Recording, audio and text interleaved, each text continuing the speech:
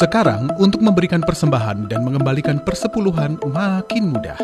Cukup manfaatkan virtual account atau scan krisnya, persembahan dan persepuluhan Anda langsung tercatat secara rapi. Virtual account perpuluhan dan persembahan, Mahanaim Community Church, perpuluhan PCA 5860004 atau scan kris berikut. Kolekte 1 BCA 5859604 atau scan kris berikut. Kolekte 2 BCA 5855104 atau scan kris berikut. Kolekte Sekolah Minggu Immanuel Kids Community PCA 5859611 atau scan kris berikut. Persembahan dan perpuluhan via virtual account bisa dilakukan dengan mobile banking, internet banking, ATM BCA. Untuk scan atau pindahi kris bisa dilakukan dengan GoPay, OVO, Dana, Sakuku BCA, Link Aja, dan ShopeePay. Tuhan Yesus memberkati. Shalom Jemaat MMCC dimanapun Bapak Ibu Saudara berada. Kita bersyukur pagi hari ini kita boleh beribadah walaupun lewat ibadah online. Tapi saya percaya bahwa kasih dan kuasa Tuhan senantiasa nyata ada di dalam kehidupan Bapak Ibu Saudara. Dia Yesus yang layak terima pujian. Dia Yesus yang layak terima kemuliaan. Mari pagi hari ini kita mau siapkan hati kita untuk kita datang beri yang terbaik untuk Yesus kita. Haleluya. Engkau Yesus yang layak kami tinggikan Tuhan. Tidak ada Allah lain seperti Engkau Yesus.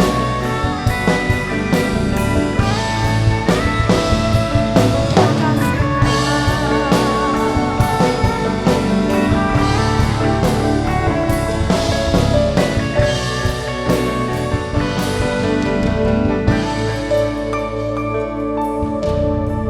Yesuslah Tuhan yang layak ditinggikan, layak disembah oleh suku-suku bangsa.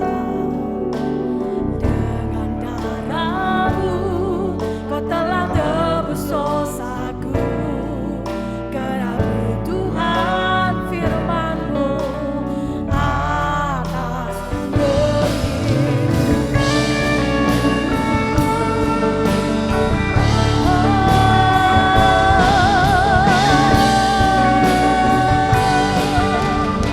Mari sama-sama katakan, Yesuslah Tuhan yang layak ditinggikan,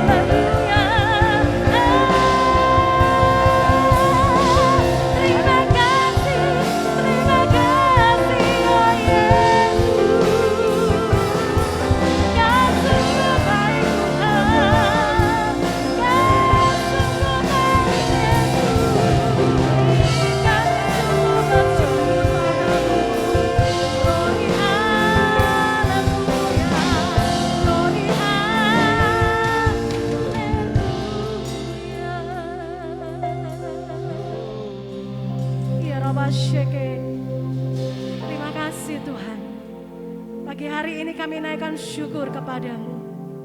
Dari tempat ini Tuhan kami berdoa buat bangsa kami Indonesia. Kami percaya Tuhan kasih setiamu tidak pernah Engkau tinggalkan buat bangsa kami. Kami tahu bangsa kami ada di hatimu Tuhan. Kami tahu Engkau mengasihi bangsa kami. Setiap suku-suku bangsa, setiap pulau dari Sabang sampai Merauke, kasih-Mu nyata buat bangsa kami Tuhan. Kami percaya kemuliaan Tuhan ada atas bangsa kami. Dan pagi hari ini pun kami berdoa buat setiap jemaat-Mu Tuhan.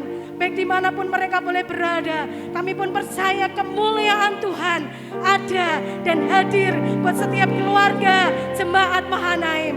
Terima kasih Tuhan, kami percaya kami selalu menikmati berkat-berkat yang luar biasa daripada-Mu. Oleh karena itu pagi hari ini kami mau naikkan ucapan syukur kami. Kami mau datang dengan segenap hati kami, memuji, memuliakan nama Yesus yang besar, nama Yesus yang berkuasa atas hidup kami. Karena kami percaya apapun yang terjadi di depan kami Tuhan, apapun yang terjadi dalam hidup kami ada di dalam tangan kuasa-Mu.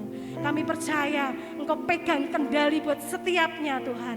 Terima kasih Yesus. Kami siap untuk memuji dan memuliakan nama-Mu. Hanya di dalam satu nama yang terindah, hanya di dalam namanya Tuhan Yesus Kristus. Kami sudah berdoa dan mengucap syukur. Mari yang percaya kita sama-sama katakan amin. Mari berikan sorak-sorai yang luar biasa. Karena kita punya Yesus yang luar biasa. Amin. Kita umat-umat Tuhan, umat-umat Allah yang luar biasa dalam kehidupan kita, amin. Karena kita punya Yesus yang luar biasa.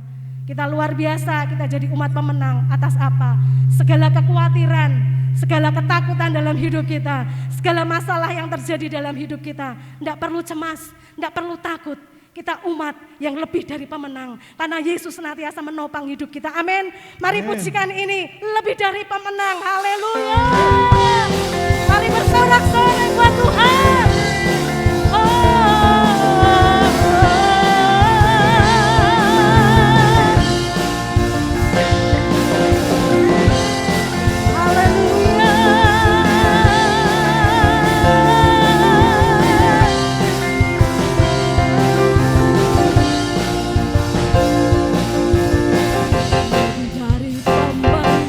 Dalam segala perkara,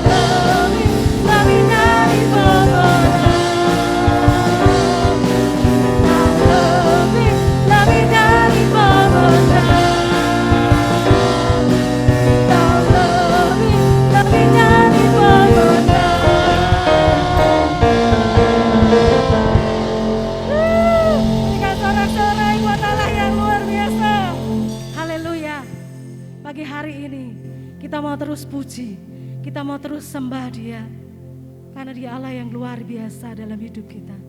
Biarkan pagi hari ini kami terus menyembah-Mu Tuhan.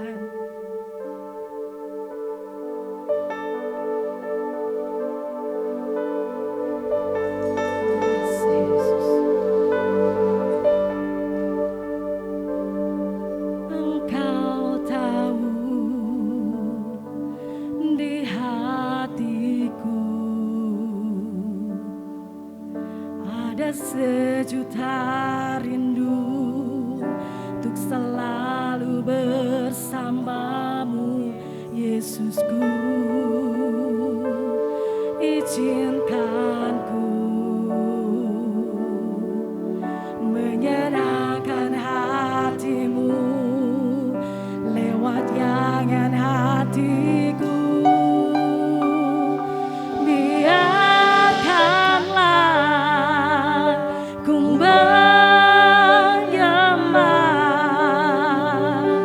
Walau tak dengan puisi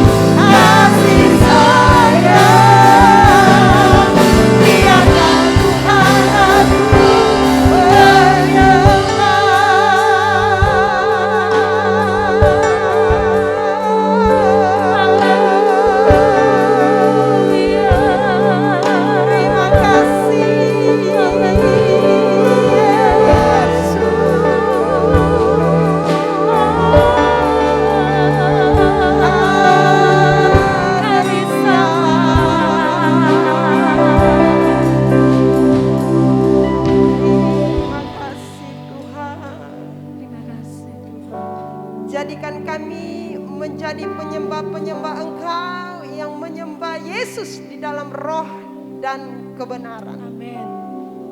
Kami bersyukur kami punya Bapa yang baik, kami punya Allah yang setia di dalam hidup kami. Di dalam segala kondisi keadaan apapun hidup kami, Engkau tetap Tuhan yang setia. Kami berterima kasih kepada Tuhan, dan biarlah setiap pujian penyembahan yang sudah kami naikkan kepada Tuhan, itu boleh berkenan dan menyenangkan hati Tuhan. Hari ini kami mau belajar kebenaran firman Allah. Roh Kudus memberikan kami pengertian, pemahaman, dan biarlah firman-Mu itu menjadi kekuatan di dalam hidup kami Tuhan. Firman-Mu yang terus menuntun setiap kehidupan kami, untuk kami terus berjalan bersama dengan Tuhan. Karena kami tahu hanya di dalam Tuhan ada kekuatan yang baru. Urapi hamba-Mu, pakai hamba-Mu boleh menjadi saluran berkat, menyampaikan kebenaran firman Allah. Dan jemaat-jemaat yang mengikuti ibadah hari ini, yang mendengar firman Tuhan, diberkati dan dikuatkan oleh Tuhan. Terima kasih Tuhan. Siapkan hati kami, siapkan pikiran kami, siapkan jiwa dan roh kami, untuk kami mendengarkan kebenaran firman Allah. Di dalam nama Yesus Kristus kami berdoa dan kami mengucap syukur. Kita semua yang siap mendengarkan kebenaran firman Tuhan, sama-sama kita katakan Amin. amin. Puji Tuhan.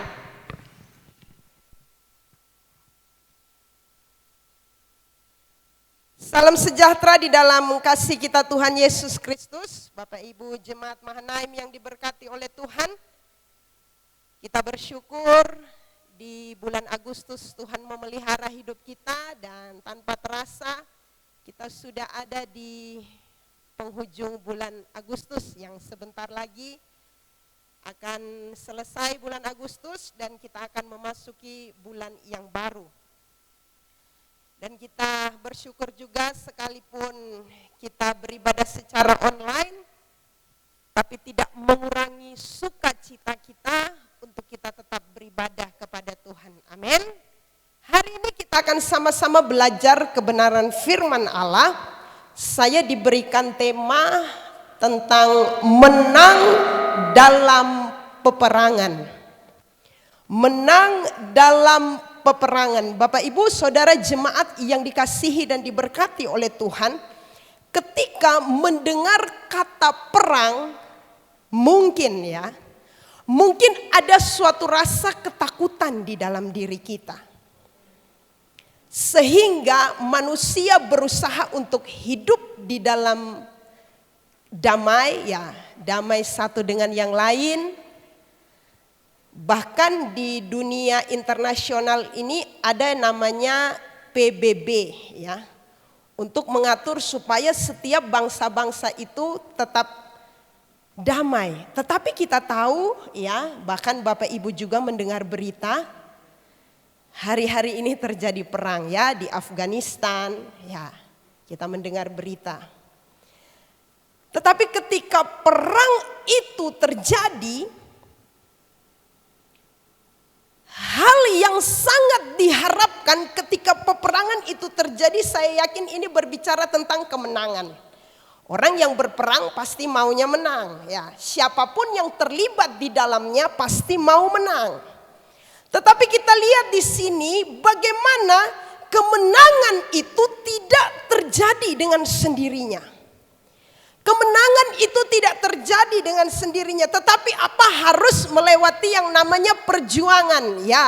Indonesia baru merayakan ulang tahun ke-76 tahun Indonesia merdeka. Itu karena perjuangan para pahlawan yang terdahulu, yang memperjuangkan sehingga bangsa Indonesia ini bisa menang.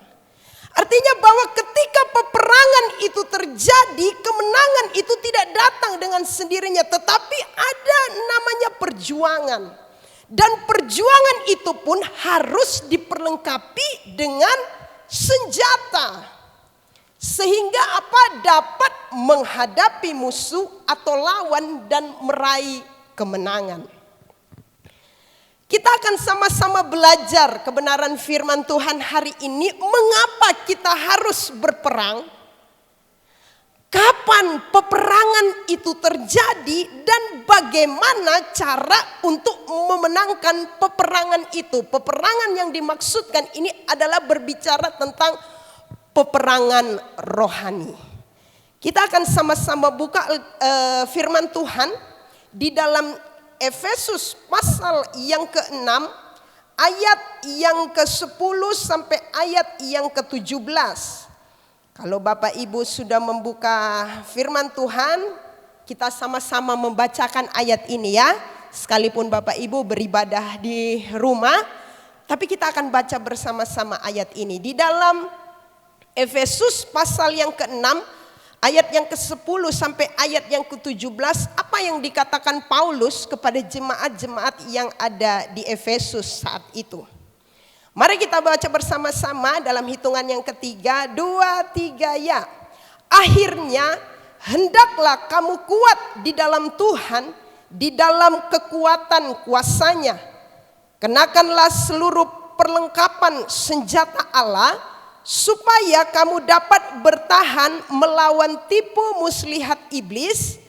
Karena perjuangan kita bukanlah melawan darah dan daging, tetapi melawan pemerintah-pemerintah, melawan penguasa-penguasa, melawan penghulu-penghulu dunia yang gelap ini, melawan roh-roh jahat di udara. Sebab itu ambillah seluruh perlengkapan senjata Allah, supaya kamu dapat mengadakan perlawanan pada hari yang jahat itu dan tetap berdiri sesudah kamu menyelesaikan segala sesuatu. Ayat yang ke-14, jadi berdirilah tegap, berikat pinggangkan kebenaran dan berbaju sirahkan keadilan, kakimu berkasutkan kerelaan untuk memberitakan Injil damai sejahtera. Dalam segala keadaan pergunakanlah perisai iman, sebab dengan perisai itu kamu akan dapat memadamkan semua panah api dari si jahat. Ayat 17, dan terimalah ketopong keselamatan dan pedang roh, yaitu firman Allah. Amin. Kita melihat di sini Bapak Ibu bagaimana apa yang disampaikan oleh Paulus kepada jemaat-jemaat yang ada di Efesus ya. Orang-orang percaya terlibat di dalam suatu peperangan rohani melawan kejahatan. Nah, peperangan rohani di sini ya, peperangan rohani di sini digambarkan sebagai peperangan iman. Peperangan rohani di sini digambarkan sebagai peperangan iman ya. Peperangan rohani ini terjadi terus-menerus dan tidak pernah mengenal kata jeda atau cuti atau bahkan liburan ya. Peperangan rohani itu terjadi terus-menerus, tidak mengenal kata jeda, tidak mengenal kata cuti atau mengenal kata liburan. Nah, kalau saya bilang liburan ini kayaknya kita semua pengen liburan ya. Kita sudah cukup lama di rumah ya. Tapi kita tetap harus bertahan ya supaya kita juga tetap sehat. Di sini peperangan rohani yang terjadi ini apa Bapak Ibu? Ingin menghancurkan iman kita. Peperangan iman, peperangan rohani yang terjadi di sini yaitu ingin menghancurkan iman kita. Kita tahu bahwa kemenangan orang percaya itu sebenarnya sudah diperoleh oleh Kristus sendiri melalui apa? Kematiannya di atas kayu salib. Saat itu Yesus sudah mengalahkan maut dan dia menang. Nah, yang jadi pertanyaan, Yesus sudah memenangkan di atas kayu salib. Mengapa kita sampai hari ini masih harus berperang? Ya, karena kita ini masih tinggal di dunia yang penuh dengan dosa.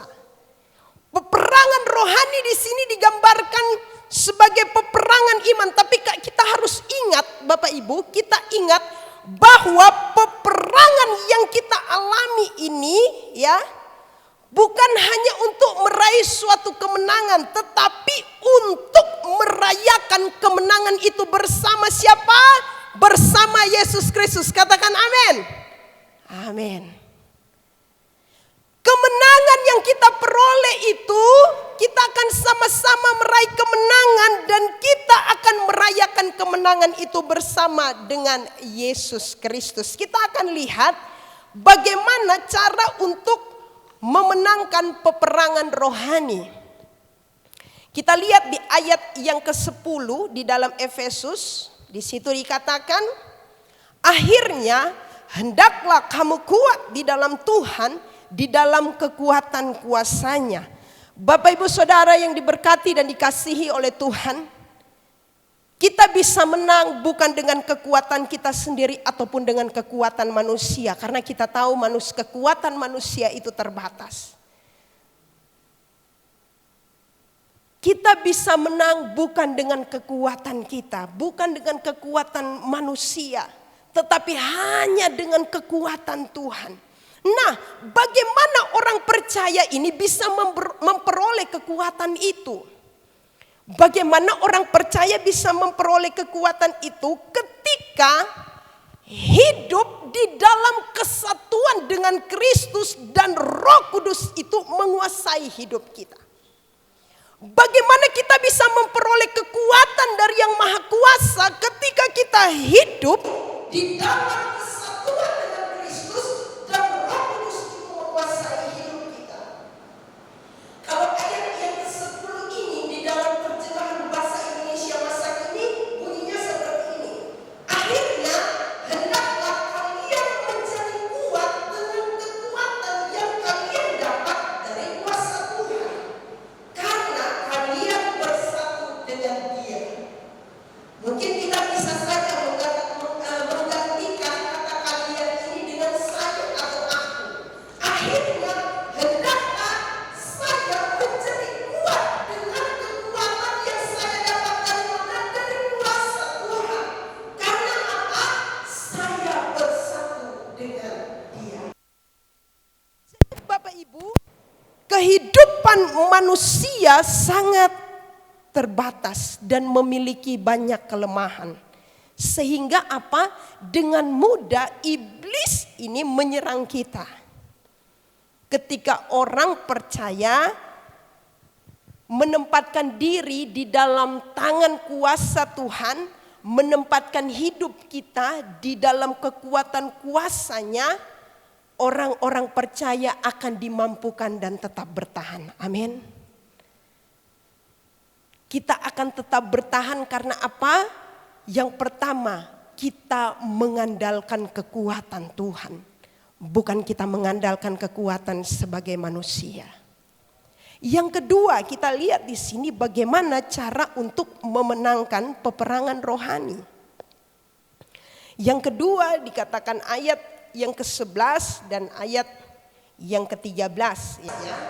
Di situ dikatakan firman Tuhan, kenakanlah seluruh perlengkapan senjata Allah supaya kamu dapat bertahan melawan tipu muslihat iblis. Ayat yang ke-13, sebab itu ambillah seluruh perlengkapan senjata Allah supaya kamu dapat menghadapi perlawanan pada hari yang jahat itu dan tetap berdiri sesudah kamu menyelesaikan segala sesuatu. Tapi Bapak Ibu, sebelum kita bahas ayat yang ke-11 dan ayat yang ke-13 ini, kita akan mencari tahu dulu sebenarnya siapa musuh kita. Orang itu berperang pasti ada musuh. Tidak mungkin tidak ada musuh, tiba-tiba dia pegang senjata, dia datang tembak sembarang orang. Tidak mungkin.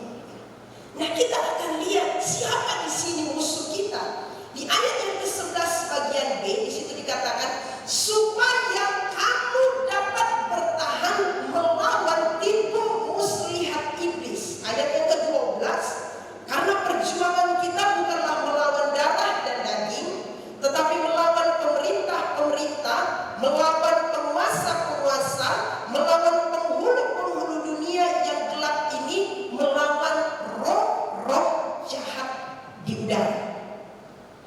Kita lihat di sini bagaimana iblis ini menyusun suatu strategi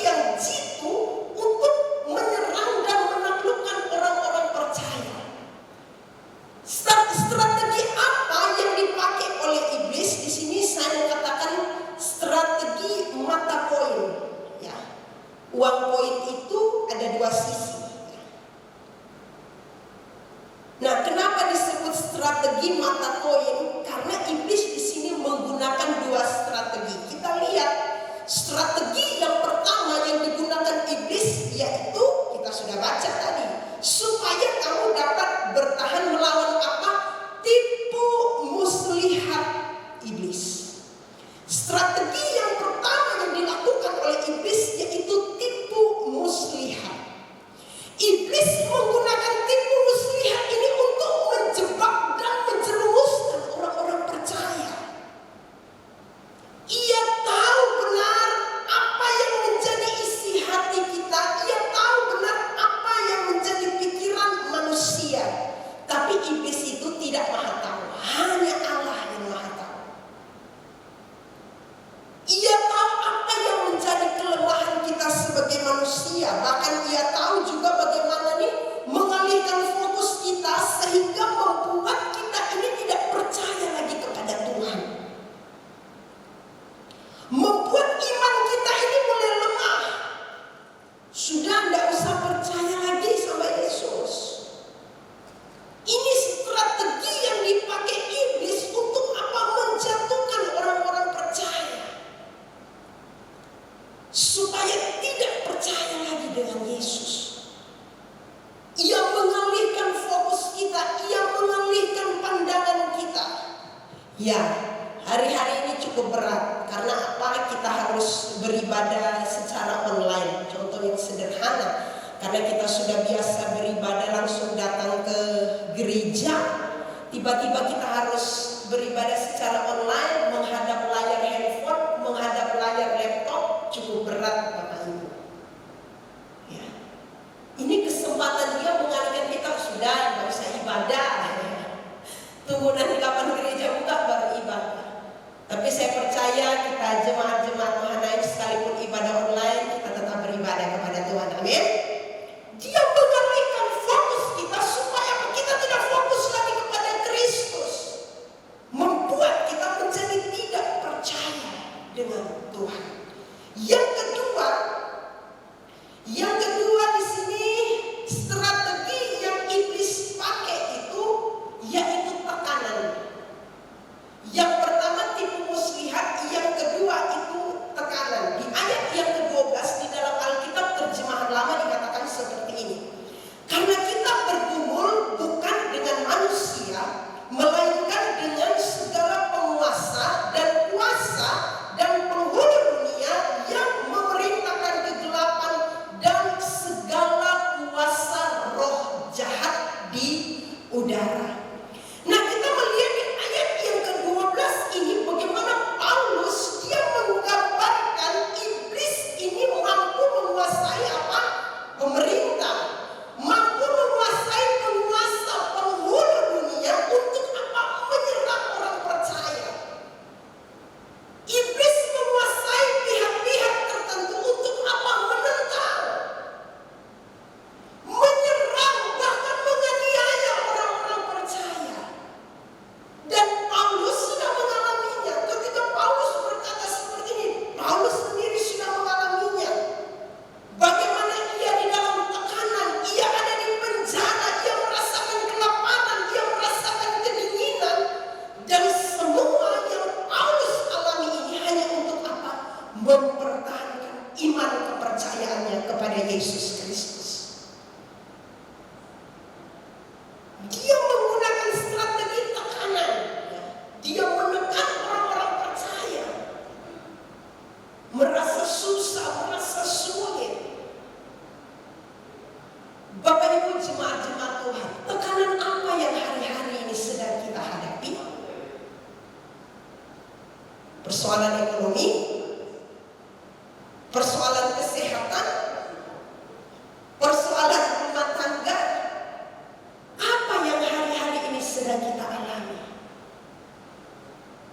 Nah, dua strategi ini, strategi mata koin ini yang mematikan iman orang percaya. Sisi satu berbicara tentang tipu muslihat, sisi yang satu berbicara tentang tekanan. Yang pasti tekanan yang kita alami masing-masing orang hari-hari ini berbeda. Tapi saya selalu percaya ya, apapun yang kita alami semua tidak akan melebihi kekuatan kita. Amin. Semua yang Tuhan izinkan terjadi, semua itu ada di dalam kedaulatannya Tuhan. Semua itu ada di dalam rencana dan rancangan Tuhan. Nah, di sini kita melihat di ayat yang ke-11 dan ayat yang ke-13, ayat yang tadi sudah kita baca, bagaimana mengenakan perlengkapan senjata Allah. Kita baca lagi ulang di ayat yang ke-11. Kenakanlah seluruh perlengkapan senjata Allah supaya kamu dapat bertahan melawan tipu muslihat iblis. Ayat yang ke-13. Sebab itu ambillah seluruh perlengkapan senjata Allah supaya kamu dapat mengadakan perlawanan pada hari yang jahat itu dan tetap berdiri sesudah kamu menyelesaikan segala sesuatu. Bapak Ibu, di ayat yang ke-11 Bapak Ibu garis bawahi kata seluruh dan kata bertahan. Sedangkan di ayat yang ke-13 Bapak Ibu garis bawahi kata seluruh dan mengadakan perlawanan. Ini dua ayat ini menarik, Bapak Ibu. Kenapa saya katakan dua ayat ini menarik? Ya. Kedua ayat ini baik berbicara tentang bertahan maupun mengadakan perlawanan. Pesan yang disampaikan oleh Paulus kepada jemaat-jemaat yang ada di Efesus, yaitu kita tetap menggunakan atau kita tetap mengenakan seluruh perlengkapan senjata Allah. Di ayat yang ke-11 Paulus berkata, kenakanlah seluruh perlengkapan senjata Allah supaya apa? Kamu dapat bertahan. Sedangkan di ayat yang ke-13 di situ dikatakan, ambillah seluruh perlengkapan senjata Allah supaya apa? Kamu dapat mengadakan perlawanan. Apa artinya, Bapak Ibu? Di dalam perjuangan melawan iblis ini, baik aspek kita bertahan, baik aspek kita menyerang, ya, ini merupakan suatu kesatuan, ya, dan ini penting. Bukan cuma hanya kita bertahan, ya, bukan cuma hanya kita menyerang saja, tidak. Tapi ketika kita bertahan dan kita menyerang, ini adalah kedua aspek yang dijalankan bersama-sama supaya kita meraih yang namanya kemenangan. Ketika kita bertahan dan kita menyerang, dua aspek ini harus bersama-sama, ada satu kesatuan sehingga apa? Kita meraih yang namanya kemenangan. Kita akan bahas tentang perlengkapan senjata Allah di sini. Bapak Ibu lihat di ayat yang ke-14 sampai ayat yang ke-17. Di situ Rasul Paulus dia menggunakan perlengkapan senjata yang disampaikan oleh Paulus ini kepada jemaat-jemaat yang ada di Efesus. Dia menggambarkan, ya, perlengkapan senjata Allah yang digunakan oleh prajurit Romawi untuk apa? Menggambarkan perlengkapan rohani yang diperlukan oleh kita sebagai orang-orang percaya supaya kita menang di dalam peperangan. Di ayat yang ke-14 di situ dikatakan, jadi berdirilah tegak, berikat pinggangkan kebenaran. Kalau di dalam terjemahan bahasa Inggris dikatakan belt of truth. Ya. Berikat pinggangkan kebenaran. Nah, biasanya orang kalau pakai celana yang agak kedodoran pasti butuh yang namanya ikat pinggang, ya, supaya celananya tidak turun, ya. Karena tidak enak, ya, kalau tidak pakai ikat turun, diangkat. Nah. Nah, tapi kita lihat kenapa toh Paulus ini dia yang pertama di situ dikatakan berikat pinggangkan kebenaran, bukan pedang, ya, karena kalau perang itu pasti pakai alat dan yang pasti itu pedang nomor satu. Tapi kenapa di sini Paulus dia bukan tulis perlengkapan senjata yang pertama itu pedang, tapi di situ dikatakan berikat pinggangkan kebenaran. Nah, kita tahu bahwa ikat pinggang itu ketika kita gunakan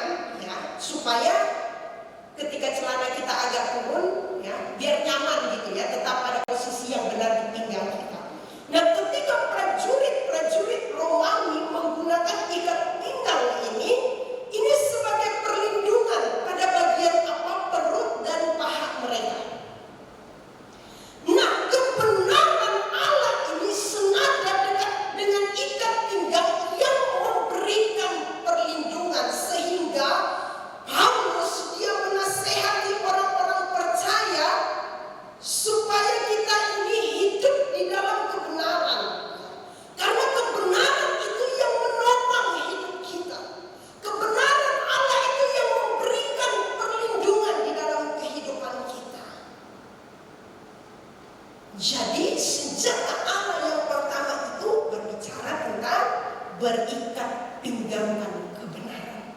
Yang kedua di situ dikatakan berbaju sirahkan keadilan. Ya. Jadi berdirilah tegak, berikat pinggangkan kebenaran dan berbaju sirahkan keadilan. Ya. Baju sirah ini diberikan kepada tentara Romawi itu untuk menutup bagian dada. Ya.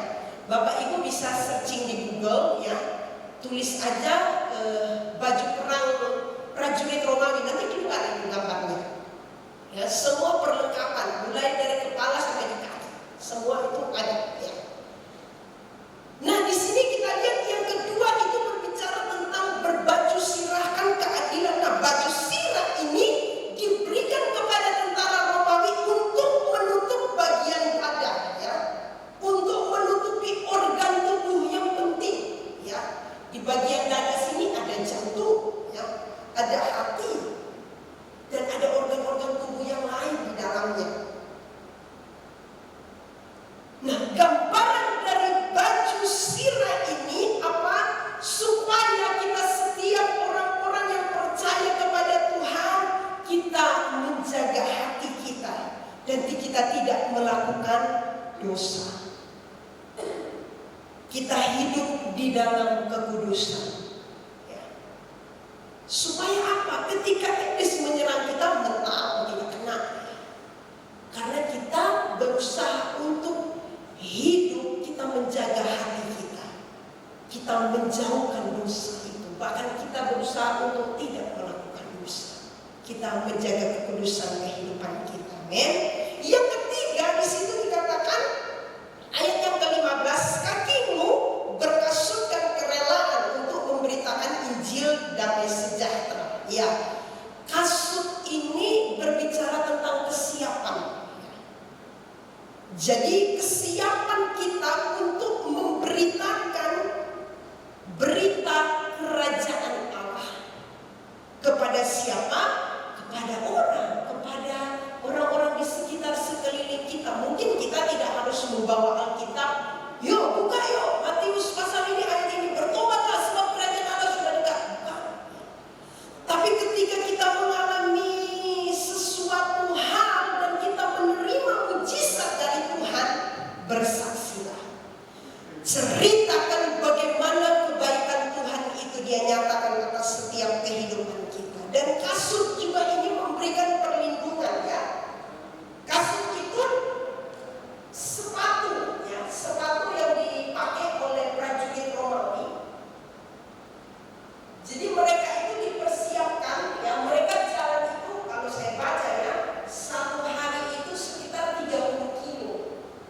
Dan 30 kilo itu mereka harus memakai kasut itu, ya. Dan kasut itu malah bukan terbuat dari karet atau mungkin sepatu sekarang Skechers itu ringan, ya, atau Adidas, ya, atau Nike, itu sepatu-sepatu ringan kayaknya, ya. Nah, tetapi yang digunakan saat itu oleh prajurit Romawi itu bukan. Mereka pakai kasut itu berat. Setiap hari mereka harus berjalan 30 kilo untuk melatih mereka supaya kaki mereka itu kuat. Jadi kasut ini memberi perlindungan juga. Nah, Bapak Ibu coba jalan di luar, ada batu-batu, ada paku. Bapak Ibu tidak pakai sepatu atau tidak pakai sendal, pasti sakit kan kakinya, pasti merasakan sakit. Ada benda-benda tajam, itu pasti diinjak, pasti merasakan kesakitan. Nah, di sini kasut ini berbicara tentang apa? Kesiapan dan juga perlindungan. Dan biarlah kita menjadi orang-orang yang terus menceritakan bagaimana Tuhan itu melakukan banyak hal dalam kehidupan kita. Yang berikutnya itu perisai iman. Perisai iman ini adalah kepercayaan kita terhadap janji Tuhan dan firman Tuhan. Ya. Berbicara tentang perisai iman ini, kepercayaan kita terhadap apa janji Tuhan dan firman Tuhan. Ketika kita percaya, ya, kepada Tuhan, kita bergantung mutlak kepada Allah di dalam setiap keadaan kita, ya. Sehingga di situ dikatakan bahwa ayat, kita lihat ya di dalam kebenaran firman Tuhan. Ayat 16, dalam segala keadaan pergunakanlah perisai iman, sebab dengan perisai itu kamu akan dapat memadamkan semua panah api dari si jahat. Nah, di sini iblis menggunakan senjata panah api yang sangat berbahaya. Sehingga kita ini dikatakan kita harus percaya kepada firman Tuhan ya. Di dalam Yesus supaya apa? Ketika iblis menyerang kita mental ya, tidak kena. Saya cerita sedikit Bapak Ibu, waktu saya masih sekolah teologi di Salatiga, saya pernah penginjilan ya di daerah Kalimantan Tengah ya. Om Agus juga pernah mengadakan penginjilan di daerah Sumatera. Saya itu pelayanannya cuma 3 bulan Bapak Ibu, tapi persiapannya 10 bulan. Bayangkan, pelayanan cuma 3 bulan, tapi persiapannya itu 10 bulan. Ini saya alami pribadi sendiri ya. Kalau kita tidak pernah alami, kita tidak tahu ya bagaimana kuasa Tuhan itu nyata di dalam kehidupan kita orang-orang percaya. Saya pribadi mengalaminya. Persiapan 10 bulan, saya cuma melayani 3 bulan. Tempat yang tidak pernah saya tahu tetapi kami pergi ya. Itu tempat tidak ada sinyal ya, tidak ada listrik. Jadi sebelum masuk itu di tempat ada sinyal sudah kabari keluarga ya. Kalau kami mau masuk di pedalaman mungkin sekitar 2 mingguan. 2 mingguan setelah itu baru ke kota, ke tempat yang ada sinyal, baru bisa komunikasi lagi dengan keluarga. Persiapannya 10 bulan Bapak Ibu, tapi pelayanannya cuma 3 bulan. Jadi ketika ada di medan perang ya, itu bukan lagi baru kami mempersiapkan senjata kami, enggak. Ketika sudah ada di medan perang itu senjata sudah kami siapkan selama 10 bulan. Ketika ada di medan perang tinggal main tembak-tembak aja. Ini musuhnya siapa? Kita tahu, tembak. Musuh ini tembak ya. Seperti itu. Kami taruh benar-benar 10 bulan ini kami berdoa, kami puasa, kami belajar firman Tuhan ya. Kami benar-benar mempersiapkan karena yang masuk ini 6 orang itu perempuan semua, tidak ada laki-laki. Kami timnya tim perempuan, tim laki-laki ada lagi ke tempat lain. Tapi di situ benar-benar saya melihat kuasa Tuhan itu nyata ya. Saya benar-benar melihat perlindungan Tuhan itu nyata dalam hidup saya. Memang benar-benar Tuhan Yesus kita ini hidup Bapak Ibu ya. Hidup walaupun dia sudah mati di atas kayu salib, tapi dia bangkit, dia naik ke surga, dia hidup, dia berkuasa, dia curahkan Roh Kudus itu untuk hidup kita ya, memberikan perlindungan, memberikan damai sejahtera, memberikan kekuatan di dalam setiap hidup kita. Jadi memang peperangan ini tidak main-main, berbicara tentang peperangan rohani. Hari-hari ini kita jangan menjadi orang-orang Kristen yang santai-santai saja. Tenang, gampang, sudah, itu biasa aja. Mungkin dengar berita kedatangan Tuhan mau dekat, kedatangan Tuhan sebentar lagi. Belum. Perasaan dari saya dulu masih kecil banget udah dengar berita tentang kedatangan Tuhan. Kayak minggu lalu khotbahnya Bapak Esra. Dari kecil udah dengar berita tentang kedatangan Tuhan. Bahkan sampai sekarang udah menikah punya anak 2, Tuhan Yesus belum datang-datang. Tapi benar-benar kita mempersiapkan hidup kita. Amin. Jadi perisai iman di sini berbicara tentang kepercayaan terhadap janji Tuhan dan firman Tuhan. Yang berikut yaitu ketopong keselamatan. Ketopong keselamatan ini memberikan perlindungan ya. Pada bagian apa? Kepala kita. Nah, kepala ini adalah tempat pengendalian. Bagaimana kita berpikir, bagaimana kita mempertimbangkan sesuatu. Ya. Nah, ini untuk melindungi kesanggupan mental. Artinya bahwa ada pikiran, perasaan, tingkah laku kita. Supaya kita ini tidak terpengaruh dengan hal-hal yang tidak benar. Pikiran kita tetap fokus kepada Kristus. Sekalipun hari-hari ini keadaan kacau, ya, keadaan sulit, keadaan susah. Tapi Tuhan memberikan perlindungan kepada kita. Ya, supaya kita ini tidak terpengaruh dengan hal-hal duniawi. Yang terakhir yaitu pedang roh, yaitu firman Allah. Ya. Pedang roh yaitu firman Allah.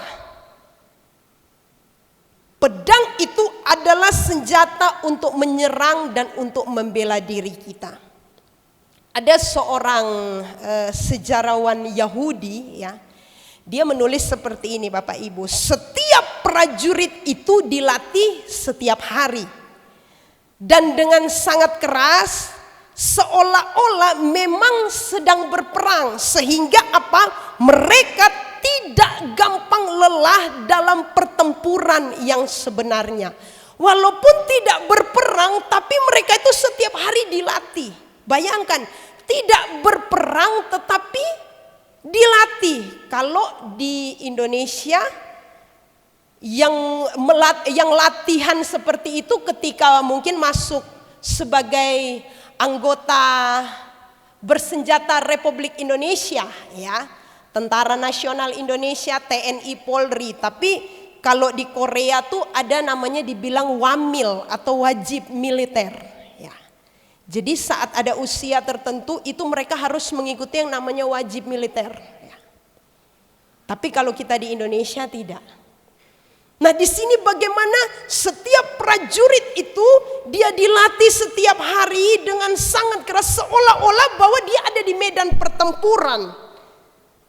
Nah kalau kita lihat di sini pedang roh berbicara tentang firman Allah di dalam Ibrani pasal 4 yang ke-12 bisa ditampilkan ayatnya. Ibrani pasal 4 ayat yang ke-12. Ibrani pasal 4 ayat yang ke-12. Bagaimana di situ dikatakan bahwa, saya baca Bapak Ibu, sebab firman Allah hidup dan kuat dan lebih tajam daripada pedang bermata dua manapun. Ia menusuk amat dalam sampai memisahkan jiwa dan roh, sendi-sendi dan sumsum. Ia sanggup membedakan pertimbangan dan pikiran hati kita. Nah kita lihat di sini bahwa firman Allah dicatat di dalam Alkitab diibaratkan seperti pedang bermata dua. Ya, pedang bermata dua yang sangat tajam. Yang membantu hidup kita ini supaya kita belajar untuk jujur dengan diri kita sendiri. Bahkan kita memperoleh kebebasan di dalam kehidupan kerohanian kita. Bahkan di dalam 2 Timotius 3 ayat 16 dan ayat yang ke-17, segala tulisan yang diilhamkan oleh Allah itu, firman itu mengajar, mendidik, mengubah kelakuan hidup kita. Dan firman Allah itu memperlengkapi hidup kita secara menyeluruh. Di dalam setiap pekerjaan yang baik. Mungkin saya bisa berkata kita ini ketika melawan COVID ini ya berperang juga. Ya, tanpa kita sadari. Karena virus ini tidak kelihatan Bapak Ibu. Sama juga iblis ini kita tidak lihat, ya. Iblis kita tidak lihat. Nah, bagaimana cara kita memerangi atau melawan COVID ini? Sekarang sudah bukan 5M. Saya ada baca tambah 1M lagi udah 6M. Sebentar 7, 8, 9, 10 ya. M yang ke-6 itu mengikuti vaksin. M ya. Mengurangi mobilitas yang ke-5 kemarin, sekarang yang ke-6 tambah 1 lagi. Mengikuti vaksin. Jadi kita harus vaksin ya. Itu pemerintah canangkan ya kepada seluruh masyarakat. Supaya apa? Kita bisa berperang melawan COVID itu. Supaya kita tetap hidup sehat. Sekalipun mungkin kita tetap harus menggunakan masker, ya itu sudah tetap ya. Tapi jadikanlah itu menjadi gaya hidup ya. Gaya hidup kita, bukan menjadi suatu hal yang tidak mengenakan di dalam. Ya memang pengap pakai masker, tapi jadikanlah itu menjadi gaya hidup. Supaya apa? Kita tetap sehat dan tetap kuat ya. Yang ketiga, yang terakhir, cara bagaimana untuk kita menang yaitu tetaplah waspada. Kita buka, bisa ditampilkan ayatnya 1 Petrus pasal yang ke-5 ayat yang ke-8. 1 Saya minta tolong ayat yang terakhir di dalam 1 Petrus pasal yang kelima ayat yang ke-8. Poin yang ketiga yaitu tetaplah waspada. Ya. Ayat yang ke-8 dikatakan firman Tuhan, sadarlah dan berjaga-jagalah lawanmu si iblis, berjalan keliling sama seperti singa yang mengaum-ngaum dan mencari orang yang dapat ditelannya. Ketahuilah Bapak Ibu bahwa sebuah serangan itu bisa terjadi kapan saja.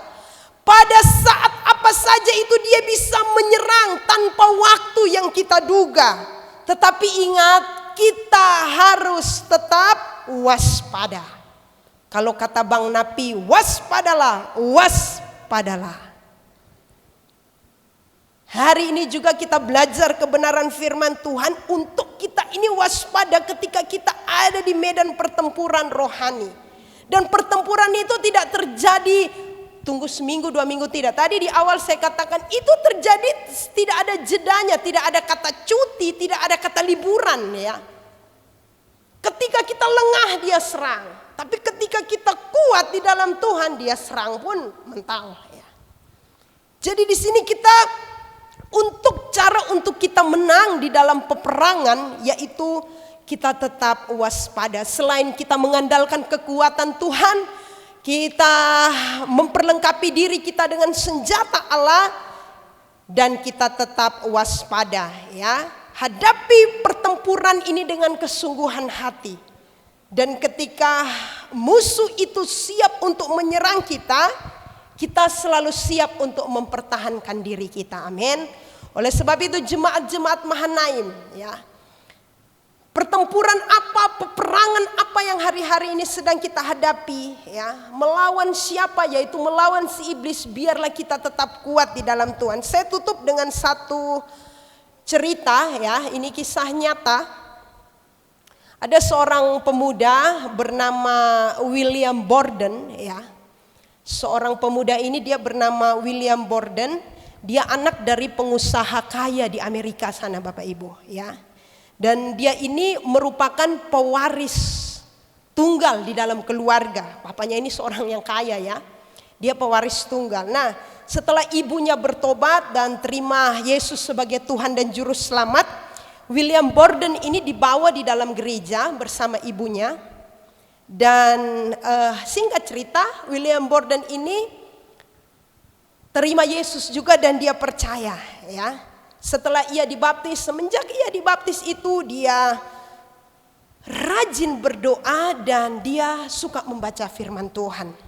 Nah, pada usia 16 tahun dia mendapatkan hadiah dari orang tuanya, liburan ya. Liburan itu keliling Eropa, Asia dan Afrika. Dia mendapat hadiah dari orang tuanya, hadiah liburan setelah dia lulus sekolah ya. Dan perjalanan itu dia menggunakan kapal. Ya, saat dia ada di atas kapal, dia berkeliling. Di situ dia melihat banyak orang-orang yang belum diselamatkan. Dan akhirnya dia mengambil keputusan untuk menjadi seorang misionaris. Dia mengambil keputusan untuk menjadi seorang misionaris karena dia melihat bahwa banyak orang yang belum diselamatkan oleh Tuhan. Nah, dalam perjalanan dia mengelilingi Eropa, Asia dan Afrika. Setelah dia menyelesaikan perjalanannya, dia pulang, dia melanjutkan studinya di universitas yang ada di tempatnya. Dan setelah dia lulus, malah dia melanjutkan sekolah teologi selama 3 tahun. Akhirnya dia memutuskan untuk menjadi seorang penginjil, menjadi seorang pelayan Tuhan, menjadi seorang misionaris. Dan ia memutuskan untuk berlayar ke negara Cina ya. Tetapi sebelum dia sampai di Cina, dia singgah di Mesir. Dia singgah di Mesir untuk apa? Dia ingin mempelajari bahasa Arab. Ya, karena dia seorang misionaris, seorang penginjil, dia belajar bahasa Arab, dia mengikuti training yang ada di sana Tetapi sewaktu dia ada di Mesir, dia terkena penyakit. Penyakit ini bukan penyakit yang tidak berbahaya. Ini penyakit berbahaya. Dia terkena radang selaput otak. Dan singkat cerita dia hanya 1 bulan di Mesir, dia meninggal. Dan dia meninggal saat itu masih di usia yang sangat muda, yaitu 25 tahun. Tapi setelah dia meninggal itu orang menemukan Alkitabnya. Dan orang yang menemukan Alkitabnya itu mengembalikan ke orang tuanya. Biasa kalau di Alkitab, saya tidak tahu Bapak Ibu, saya suka di Alkitab itu bagian belakang atau yang kosong-kosong itu saya suka catat ya. Suka tandai ya. Ada kata-kata penting apa atau ada kata-kata apa, khotbah apa yang memberkati, menguatkan saya, mesti saya catat di Alkitab saya. Jadi Alkitab saya itu coret-coret ya. Nah, William Borden ini setelah dia meninggal, orang mendapatkan Alkitabnya, memberikan kepada orang tuanya. Bapak Ibu, di dalam Alkitabnya itu dia ada menulis 3 tulisan. Orang tuanya membuka Alkitabnya, dia menulis ada 3 tulisan di Alkitabnya itu. Tulisan yang pertama di situ dia berkata bahwa tidak ada yang dapat menghalangi. Ketika dia memutuskan untuk menjadi seorang misionaris, dia memutuskan untuk menjadi seorang yang memberikan hidupnya sepenuhnya kepada Tuhan, dia benar-benar bergantung dan berharap kepada Tuhan. Secara dia orang kaya, orang tuanya orang kaya, bukan orang yang tidak berada. Tapi dia tidak mengandalkan kekayaan orang tua itu, dia benar-benar bergantung penuh kepada Tuhan. Tulisan yang kedua, tidak ada kata mundur di dalam tulisannya itu. Dan tulisan yang ketiga dia tulis, tidak ada kata penyesalan. Bapak Ibu Saudara, keputusan yang diambil untuk melayani Tuhan itu keputusan yang berat. Secara dia ini anak yang sudah dipersiapkan orang tuanya untuk melanjutkan ya usaha yang dijalankan oleh orang tua.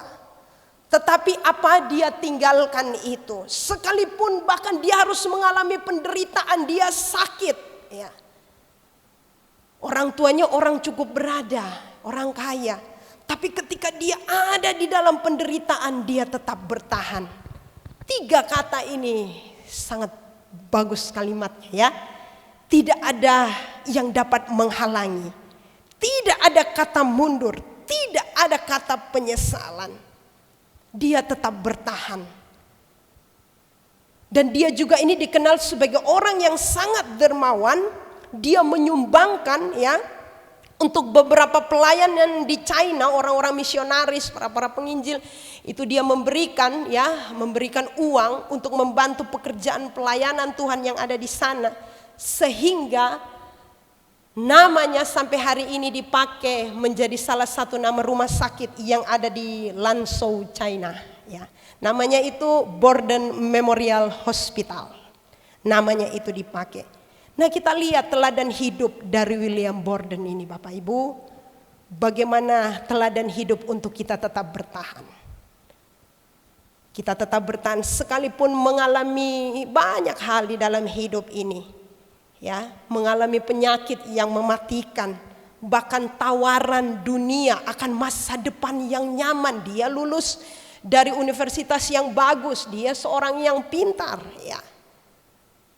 Tapi kita lihat dia memberikan hidupnya untuk Tuhan. Mengapa? Karena dia percaya, ia menyerahkan hidupnya ke dalam tangan yang tepat. Dan dia berusaha memiliki kehidupan kerohanian yang baik dan benar. Bapak Ibu Saudara yang dikasihi dan diberkati oleh Tuhan.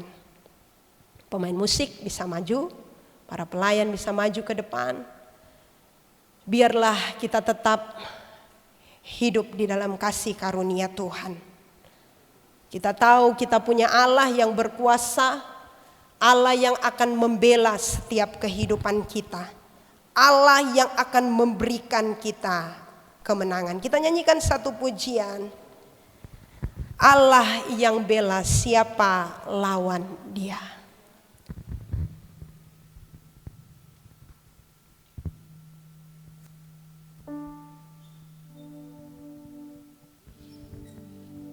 Allah yang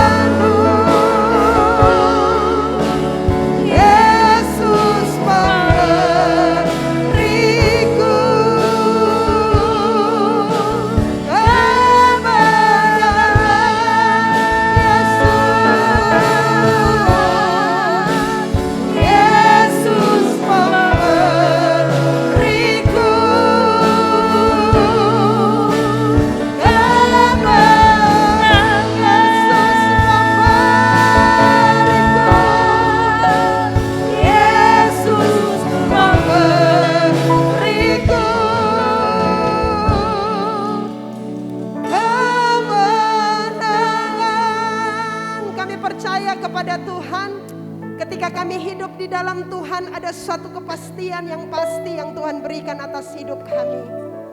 Kami percaya bahwa Engkau Allah sumber kemenangan di dalam hidup kami.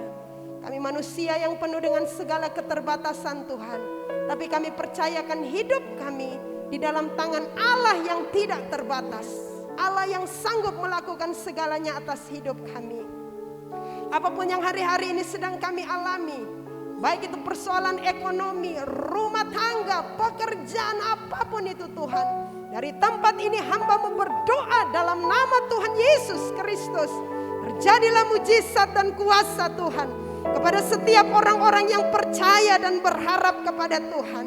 Terjadi dalam nama Yesus Kristus, terjadi sesuai iman dan kepercayaan kami kepada Tuhan. Kami tahu hari-hari ini iblis tidak tinggal diam. Dia selalu mengecokkan fokus kami kepada Tuhan. Tapi hari ini ketika kami mendengarkan kebenaran firman Allah, kami memperlengkapi hidup kami dengan senjata Allah. Kami memperlengkapi hidup kami dengan kekuatan yang dari Tuhan. Kami memperlengkapi hidup kami dengan hikmat yang dari Tuhan. Supaya kami tetap waspada, kami tetap berjaga-jaga. Sehingga kami tetap tinggal di dalam pengharapan iman kepercayaan kami kepada Tuhan. Bapa di dalam surga, berdoa untuk seluruh jemaat-jemaat Mahanaim dimanapun mereka berada saat ini, di rumah mereka masing-masing. Tuhan berkati dalam nama Yesus Kristus. Sekalipun kami belum bisa beribadah, bertemu secara tatap muka, tapi kami percaya kekuatan kuasa Tuhan tidak terbatas atas hidup kami. Siapapun yang menyaksikan ibadah secara online ini, Tuhan berkati dalam nama Yesus Kristus. Terima kasih Tuhan. Tanamkan firman-Mu itu di dalam kehidupan kami semua. Hamba-Mu sudah berhenti berkata-kata, tapi biarlah Roh Kudus yang terus mengingatkan hidup kami, dan kami tetap tinggal di dalam kebenaran firman-Mu. Terima kasih Tuhan. Dalam nama Yesus Kristus kami berdoa dan kami bersyukur. Haleluya.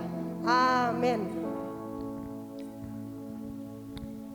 Ya, puji Tuhan, saudara. Ada beberapa pengumuman yang harus diperhatikan oleh jemaat Mahanaim Community Church, terutama ibadah 5 September. Itu kebaktian hanya 2 kali, jam 7 pagi dan jam 9. Ya. 5 September hari Minggu kita mulai ibadah offline. Ya. Tatap muka jam 7 pagi dan jam 9. Sore hari tidak ada ibadah. Jelas ya saudara?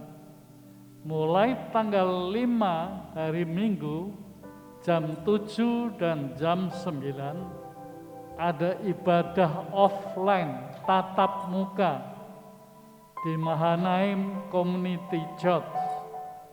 Saudara bisa hadir yang jam 7 dan saudara bisa hadir yang jam 9. Itu pengumuman supaya saudara perhatikan dengan baik-baik. Mari kita bangkit berdiri, kita akan menutup ibadah online ini.